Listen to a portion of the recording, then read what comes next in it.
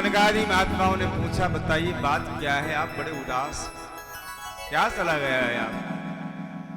नारद जी ने अपने चारों भाइयों को प्रणाम किया और कहा कि क्या बताएं,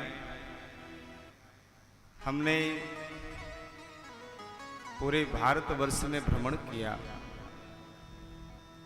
यत तत् सर्वत्र में गया, कोई ऐसा तीर्थ नहीं छोड़ा। पुष्कर, प्रयाग, काशी, गोदावरी, चारों दिशाओं में जितने तीर्थ हैं, जितने ऋषि मुनियों के आश्रम हैं, सबके यहाँ गया।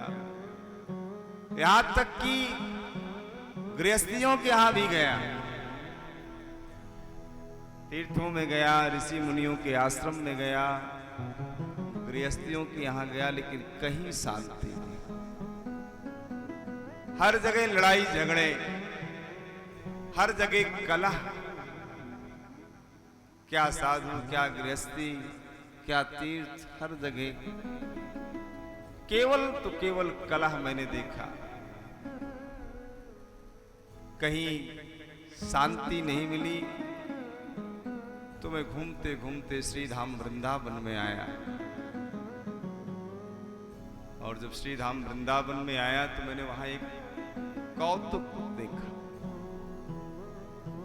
तदाश्चर्यं मया दिष्टं श्रूयतां तन्मुनीश्वरः एका तु तरुणी तत्निकर्णा खिन्न मानुषा। मैंने देखा कि एक सुंदरी जिसके पास बहुत सारी स्त्रियां बैठी हैं और वो बहुत दुखी है, आंसू बहा रही है। उसके आसपास जो भी स्त्रियां हैं उसको चुप करा रही हैं, शांत करा रही हैं, रोए जा रही हैं। मैंने देखा तो, लेकिन मैंने सोचा कि स्त्रियों के समाज में मैं साधु क्यों जाऊं। देखा लेकिन मैं गया नहीं, और जैसे आगे बढ़ा तो आवाज आई, भो भो साधु क्षणं तिष्ठ मम चिंतामपि नाशे दर्शनं तो लोकस्य सर्वथा गहरं परम। भो भो साधु क्षणं तिष्ठ, हे साधु, हे महात्मा, एक क्षण के लिए रुको, क्योंकि महात्माओं का एक क्षण ही बहुत है। लंकनी कहती, तात स्वर्ग अपवर्ग सुख धरी तुला एक अंग, और तोलन ताहि सकल मिल जो सुख लव सत्संग। क्षण मात्र का सत्संग कितना लाभकारी होता है, केवल क्षण मात्र का। लंकनी यही तो कहती है, दुनिया के जितने सुख हैं वो तराजू के एक पल्ले पर रख दिए जाएं, और सत्संग का क्षण मात्र का सुख एक पल्ले पर रख दिया जाए तो दुनिया के सुख उसकी बराबरी नहीं कर सकते। इसलिए कहा कि क्षणम तिष्ठ।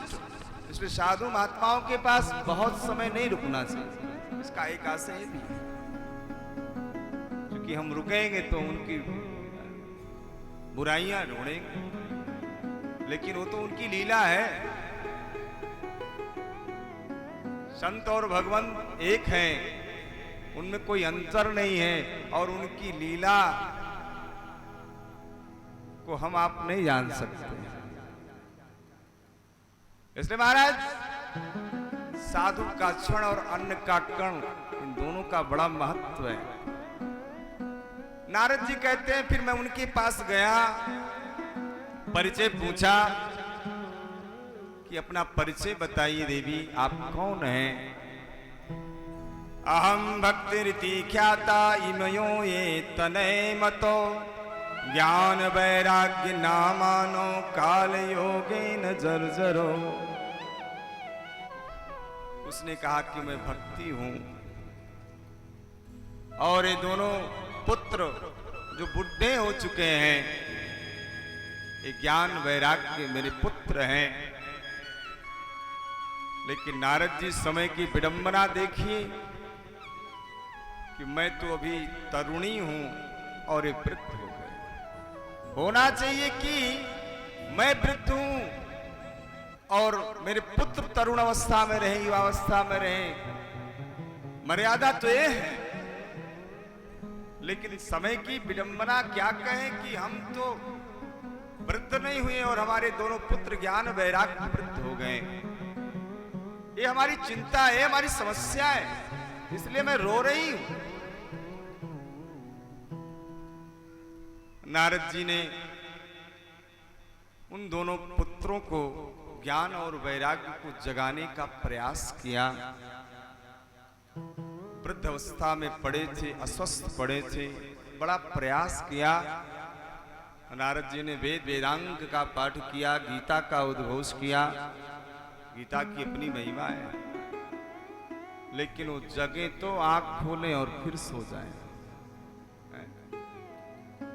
किसी को आप जगाओ और आप सोचो कि आंख खोल लिया है, आंख भले खोल लिया है, लेकिन आप आगे बढ़े तो हैं? जब तक उठकर बैठ न जाए, बिस्तर न छोड़।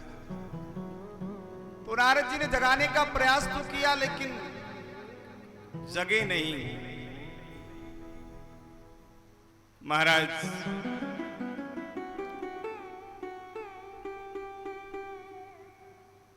संत महात्मा हमें जगाते हैं सत्संग के माध्यम से, कथा के माध्यम से, लेकिन हम आप जागते तो हैं, लेकिन फिर बाद में सो जाते। आज भक्ति देवी ने कहा कि नारद जी आप प्रयास करो, और आपने यदि हमारे पुत्र आपके माध्यम से स्वस्थ नहीं हुए तो मैं इस स्थान का परित्याग करके कहीं और चली जाऊंगा।